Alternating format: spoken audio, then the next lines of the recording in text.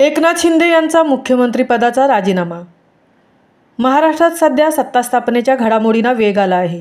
महाराष्ट्रातील विधानसभा निवडणुकांचे निकाल जाहीर झाल्यानंतर 2 दिवस उलटले आहेत। राज्यातील महायुतीला स्पष्ट बहुमत मिळाले असल्याने ते लवकरच सत्ता स्थापनेचा दावा करणार आहेत। त्यातच आता सध्याचे मुख्यमंत्री एकनाथ शिंदे यांनी राजीनामा दिला आहे।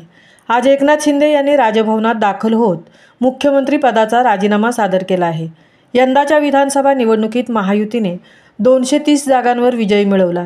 यात भाजप 132 जागा, शिवसेना शिंदे गट 57 आणि राष्ट्रवादी अजित पवार गटाला 41 जागा मिळाल्या, तर महाविकास आघाडीला फक्त 46 जागांवर समाधान मानावे लागले आहे।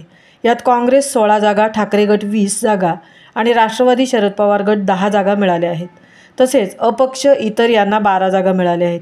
त्यामुळे राज्यात महायुतीची सत्ता येणार हे निश्चित झाले आहे।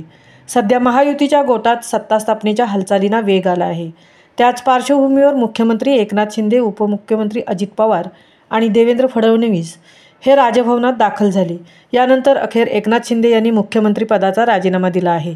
मुख्यमंत्री एकनाथ शिंदे, उपमुख्यमंत्री देवेंद्र फडणवीस आणि अजित पवार यांनी राजभवनात जाऊन राज्यपाल CP राधाकृष्णन यांची भेट घेतली। यावेळी एकनाथ शिंदे यांनी मुख्यमंत्रीपदाचा राजीनामा देत असल्याचे पत्र त्यांच्याकडे सोपवलं आहे। महामुंबईसह संजय खांबेटे, म्हसळा।